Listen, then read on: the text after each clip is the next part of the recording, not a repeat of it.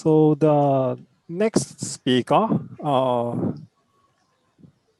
is Cristina. Hi, Cristina. Yeah. Hi. Yeah. So the next I'll speaker share is. my screen. Yeah. Please go ahead.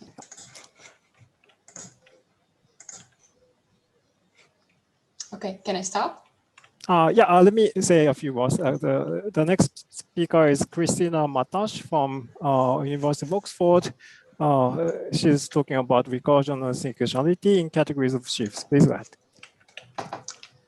Hello, thank you for coming to my talk. So today I'll talk about fully abstract models of programming languages, and this is joint work with Sean Marz and Sam Staton. So for the purpose of this talk, a model will be a Cartesian closed category. So this means that we can form the function space as an object in the category. It will also have a partiality monad on this category so that we can talk about partial morphisms. And you can just think about this as the lifting monad on posets, for example. And there's also an interpretation that assigns to each type in the language an object in the category, and to each program a partial morphism. And now a model is fully abstract if contextual equivalence coincides with equality in the model. So two programs are contextually equivalent if they have the same observable behavior. And we want this to be the same as the programs having equal denotations in the model. And usually it's hard to get the implication from left to right. So in this talk, I'll explain how to build a fully abstract model for a language. And I won't talk about what to do with such a model once we have it. But in general, a fully abstract model can be useful for calculating whether programs are contextually equivalent or not, and also for showing that certain functions are actually not definable in your language. And I think that more generally, exploring the space of models of a language is good, because we might find models which are better suited to be extended with other programming features. So we studied a call by value version of PCF. So it's a lambda calculus with a base type of natural numbers, with product and sum types, and with a way of making recursive definitions of functions. And an interpretation should look something like this. So NAT should be interpreted as the infinite coproduct of the terminal object. Then the function type should be interpreted using the exponential in the category, but also using the partiality monad, because computation might not terminate. And a program should be a morphism from its context to its type, but again, using the partiality monad. So probably the most well-known model of call by value PCF is the omega CPO model. And it is well known that this is not fully abstract because the model contains, for example, the parallel OR function, which is not definable in the language. So because parallel OR is in the model, then it distinguishes between the denotations of two terms which are contextually equivalent in the language. So in this way, it breaks full abstraction. So from here, we get the idea that to obtain a fully abstract model, we somehow need to capture sequentiality in the model. And we chose to do this by capturing definability. So O'Hearn and Riecke did some work on this in the 90s. And their idea was to use logical relations to cut down the function space from the omega CPO model so that it only contains the sequential functions. And there were other people at the time who were thinking about using logical relations for definability. And what we did is we described a version of O'Hearn and Riecke's model as a sheaf category. So what we do is we take sheaves on a combination of sites.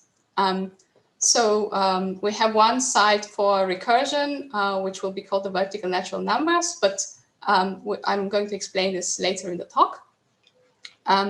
To model partial maps, we have a lifting monad on our sheaf category. And in order to get full abstraction, we actually need to combine a collection of sites which are guesses of what the points of the types in PCF might be.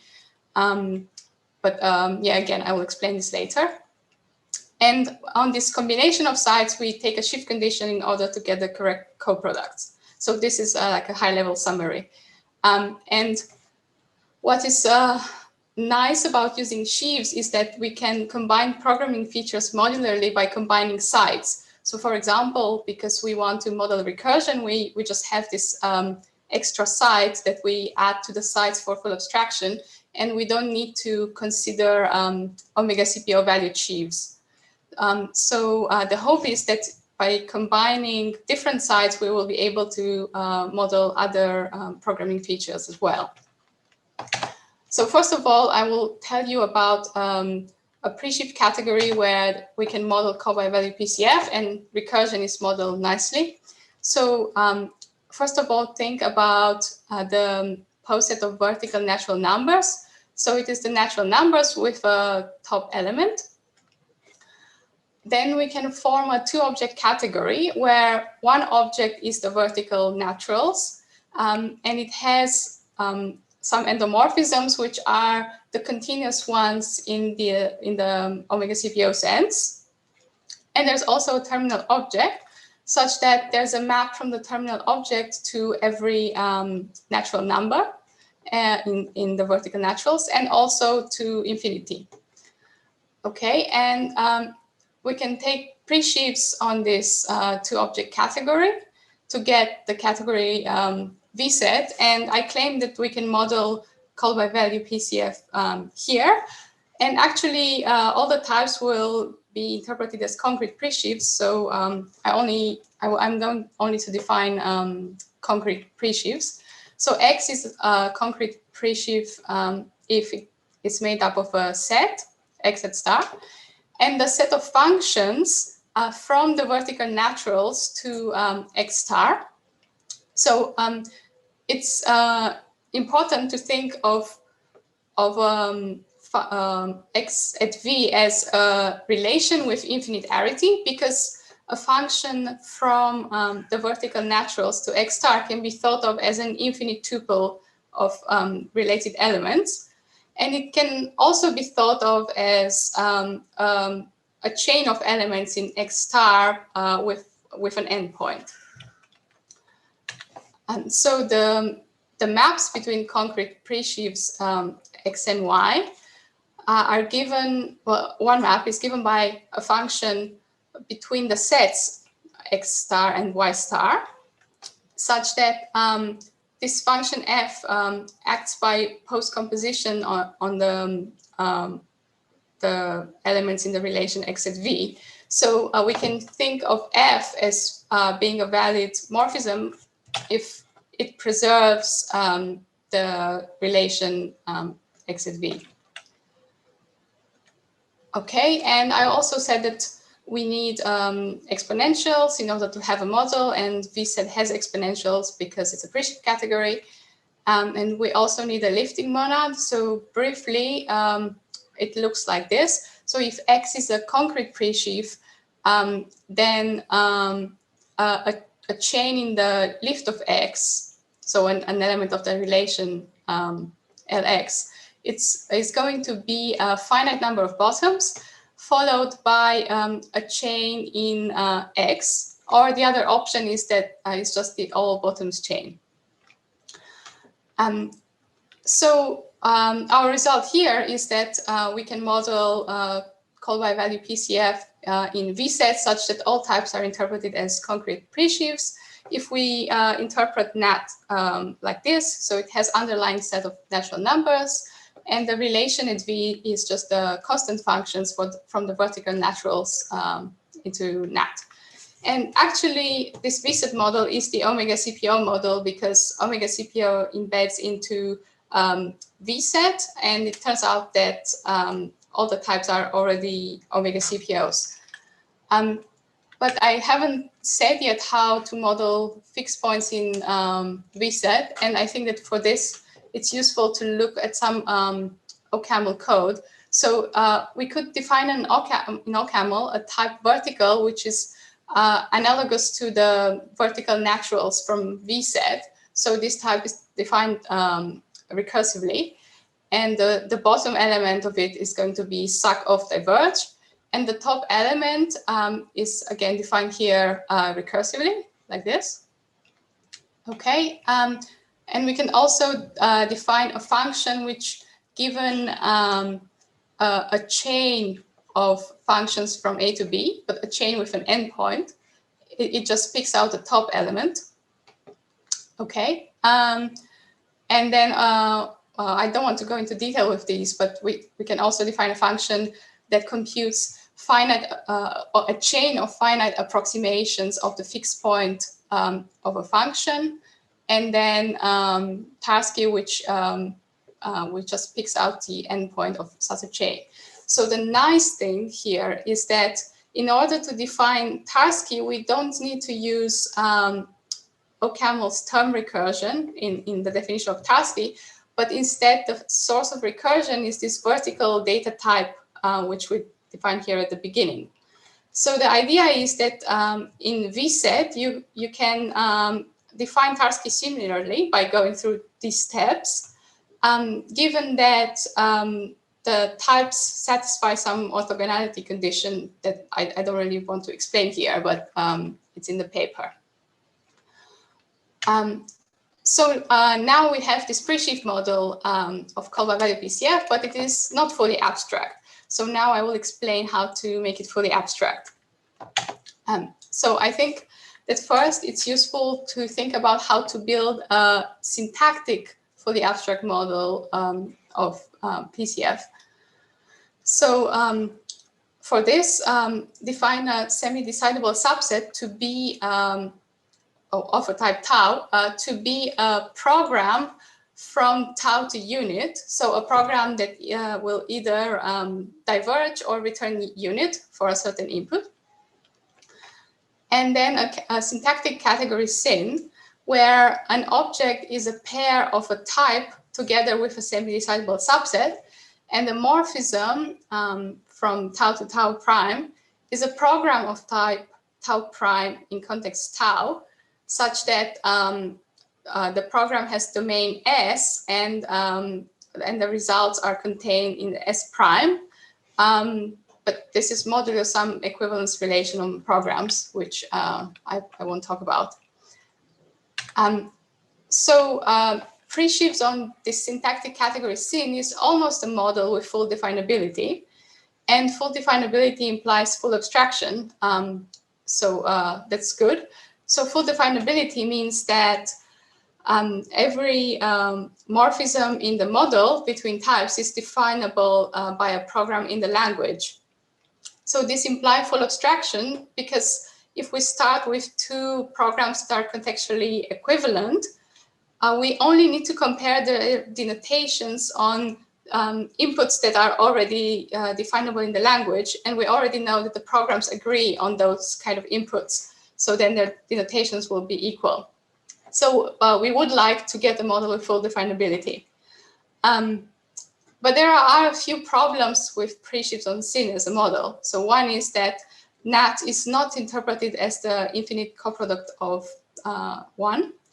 And for this, we could impose a shift condition on syn, which is a standard way of modifying colimits. But even if we do this, then we still have a problem that there will be uncountably many maps between the infinite coproduct of 1 and itself. So there's no way that all these will be definable. So we can't get full definability. So instead of using syn, we will use truncated site syn n for each natural number n. So each syn n comes from a truncated version of PCF where numbers greater than n trigger divergence. So instead of NAT as the base type, there will be a base type with n elements, and all the types will turn out to be finite. So we could combine all these sites syn n together with the site v for what the vertical naturals for recursion. And I'm being vague about how we combine them, but I will explain a bit more later. So we combine all these sites and take sheaves on them, and something like this is going to be a model with full definability for truncated types. And now the problem to solve is that we want a non-syntactic model, and of course sin is syntactic, so we have to do something a bit different.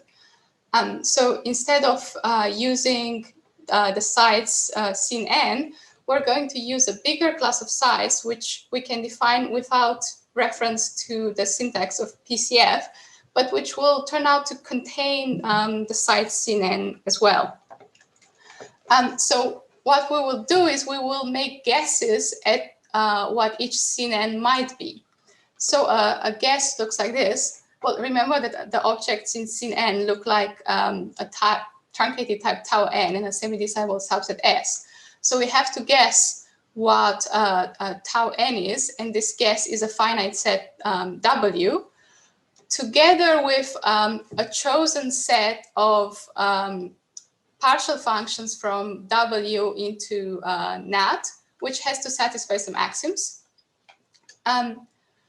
We also need to guess what a semi-decidable subset of tau n might be, and this will be a subset of U of W, such that U is the domain of of one of the chosen functions from W into NAT. Okay, and finally we can guess what the hom set in sin n might be between two objects. So first of all, we have to guess what the objects are. So let's say W, U, and W prime, U prime. And then the guess at the hom set is a subset of the functions from U to U prime, such that each function in the guess is somehow compatible with the chosen functions from W and W prime into NAT. But again, I'm not going into detail what compatible means. Right, so the idea is that for each sin n, we have many guesses, in, okay, where in each in, the objects look like the ones from the previous slide, a finite set W and a subset U. And we combine all these guesses and also together with the vertical naturals. So when I say combine, I mean we put all these sides next to each other, and they all have a terminal object, and we just identify the terminal object. And that's it. Okay, and then we take sheaves on this combination of sides, and this is going to be our final model. And an important idea is that our guesses WU actually constrain the way we have to interpret NAT in this sheaf category. So the underlying set of NAT has to be the natural numbers, and NAT at WU has to contain functions that were already chosen for WU, okay, the functions from W into NAT, which were the so-called chosen computable ones.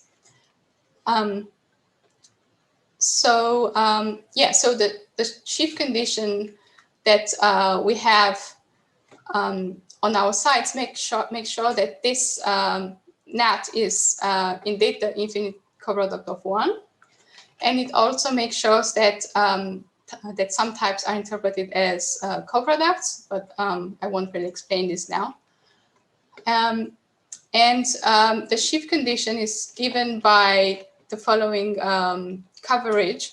So an object WU is covered by a set of semi-decidable subsets of U, okay, such that these semi-decidable subsets of U are the fibers of one of the chosen functions from W into NAT.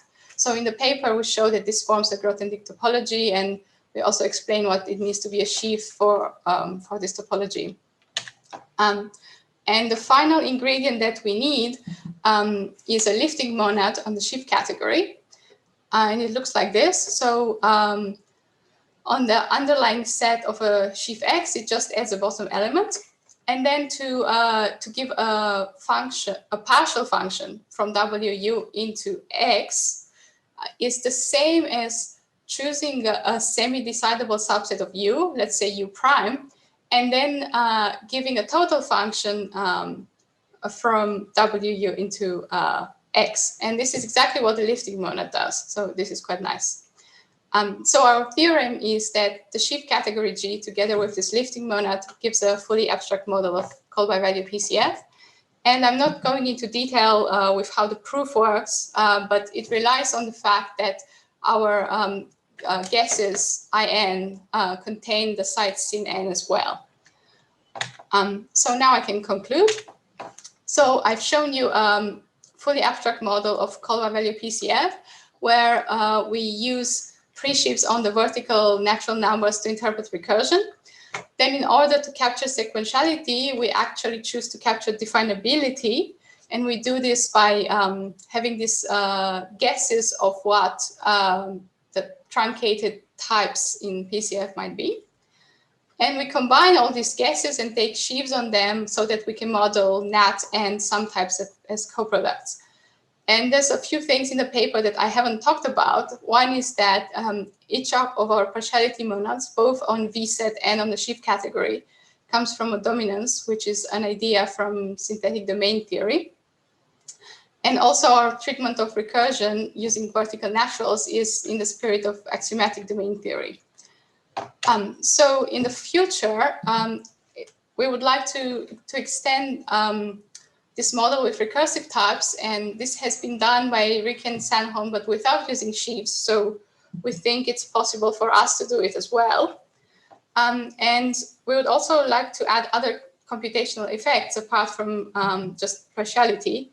And here it would be nice to connect with recent work by Kamar Katsumat and Saville, who built fully abstract models for effects, but without recursion. And finally, it would be interesting if we could build such a sheaf model for effects that don't admit a well-pointed models. For example, Paul Levy has a paper about a form of non-determinism with recursion that doesn't have a well-pointed model. So I think that in this case, we would have to use sheaves that are not concrete. Yeah, but we haven't worked this out yet, really. And that's all. Thank you. Thanks a lot, Cristina. Thank you. Thank you. So now I invite the audience for questions. You can ask them, you can ask them in the chat, or you can raise your hand. Use the reaction button at the bottom of the Zoom window. Okay. So then let me start with one. There have been fully abstract models proposed, right? And then you are adding one to this list. And what do you think is the biggest benefit of this new entry to the list? Right. So so I think the biggest benefit is that we're organizing the Riecke model using sheaves. Because we hope that, their model was quite ad hoc. So we hope that by using sheaves, we're going to be able to extend the model with other effects by changing the size of the sheaves. That is related to one of the future work directions that you listed in the last slide, right? Then, so talking about other effects, what concrete effects are you thinking of? Right. So now I'm looking at non-determinism and read-only state, but we could also think about, say, local state, because that also has a pre-sheaf model. So maybe we can combine that with our sheaf model somehow. But yeah, I don't know if it will be fully abstract, but maybe it will be an interesting model. Yeah, nice, thanks. And like, if you have any questions, please raise your hand or ask them in the chat. Okay, so then let me ask another one. So, so you understand that your motivation was to clean up the construction, right, in a mathematically disciplined manner, and then what would you say were important principles, like constructions, general constructions that you used in your story? Right. Well, so yeah, I think, yeah, with the fact that we use sheaves, well, so sheaves can also be seen as logical relations, and we managed to like work out that the conditions that that O'Hearn and Riecke had on their logical relations were actually a sheaf condition, which was actually meant to get to the right co-limits. So yeah, so it was nice if we could explain that with sheaves. Thanks. And then there's a hand. Please go ahead, Paul. Oh. Hi, Paul. Hi, Cristina. Thanks for the talk. I know you can always add more features, but just to add another one, do you think there's any hope for recursive types? Yeah, because Riecke and Sandholm have this paper where well, they have an O'Hearn Riecke model for FPC, which has recursive types. So yeah, so I think that we could do it as well, but we haven't tried. Okay, thanks. Yeah.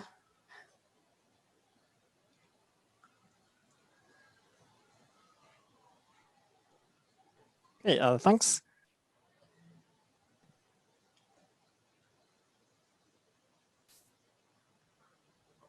So yeah, we still have time, and I think we should start the next talk at the exact time that is planned. So yeah, we still have like 3-4 minutes for discussions. If you have any questions, please feel free to ask them, raising your hand or typing in the chat window.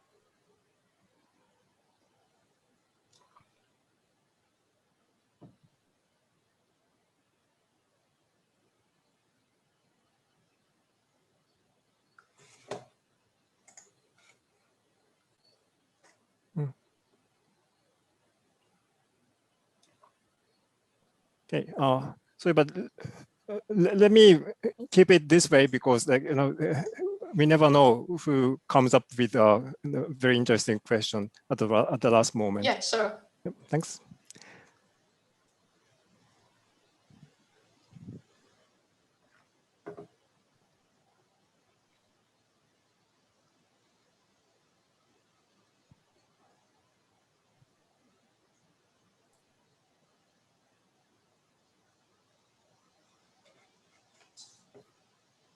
Okay, so then, you know, like I don't say mine is a very good one, but let me still ask this. So I'm like a informed outsider to this pre-sheaf techniques, and then to me it was what you showed us. It looked like a craft, like a masterpiece.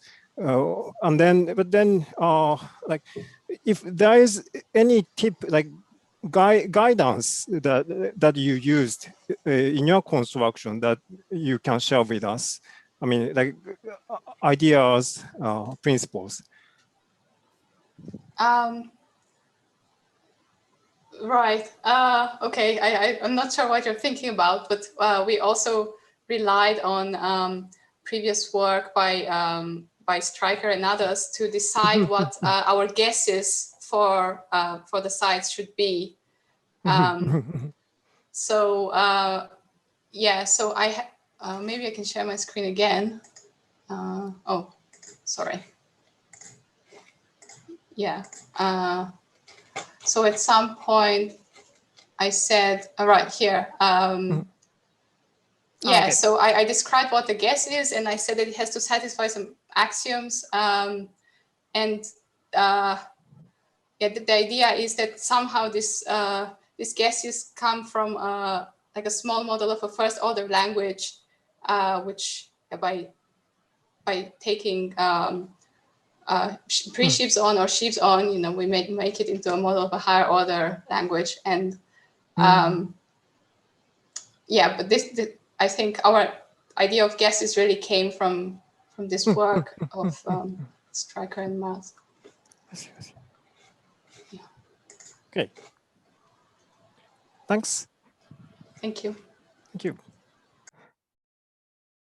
So then, yeah, okay. So then I think we can move on to the next talk, but let's thank Cristina again. Thanks for your talk. Thank you.